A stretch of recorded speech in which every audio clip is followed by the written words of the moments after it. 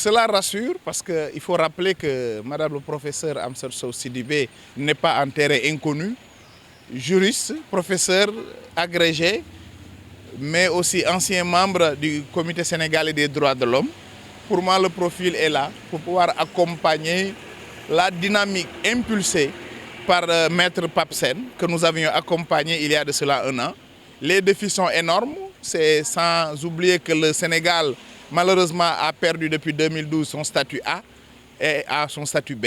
Nous voudrions travailler à le ramener à son statut A. Et pour cela, il va falloir tous, les autorités suprêmes, l'Assemblée nationale, l'exécutif, tous ensemble, le comité sénégalais, qu'on travaille pour rendre effectives les questions de droits de l'homme au niveau du Sénégal et accompagner le comité dans l'intérêt des libertés des citoyens, quel que soit le bord ou le statut.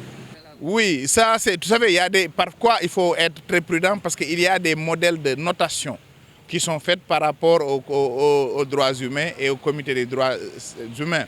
C'est vrai que même dans la sous-région, la Gambie, la Mauritanie, tous ont le statut A. Nous travaillons, depuis 2012, nous avons perdu le statut A. Il faut travailler en renforçant, en défendant, en faisant la promotion des droits humains à tous les niveaux. Il est revenu sur les principes de Paris. Voilà, il est revenu aussi sur les principes directeurs des Nations Unies par rapport aux droits de l'homme avec les entreprises, comme pour dire que le chantier est vaste. Et en tant que président de la commission des lois de l'Assemblée nationale, nous sommes disposés à accompagner le comité des droits de l'homme sénégalais, surtout dans cette nouvelle loi qui est sur la table du président de la République, son Excellence Bassirou Diomaye Faye, qui certainement va attirer à l'Assemblée nationale. Les députés vont être imprégnés pour porter la loi, certainement la voter, dans l'intérêt des droits humains de manière générale au Sénégal.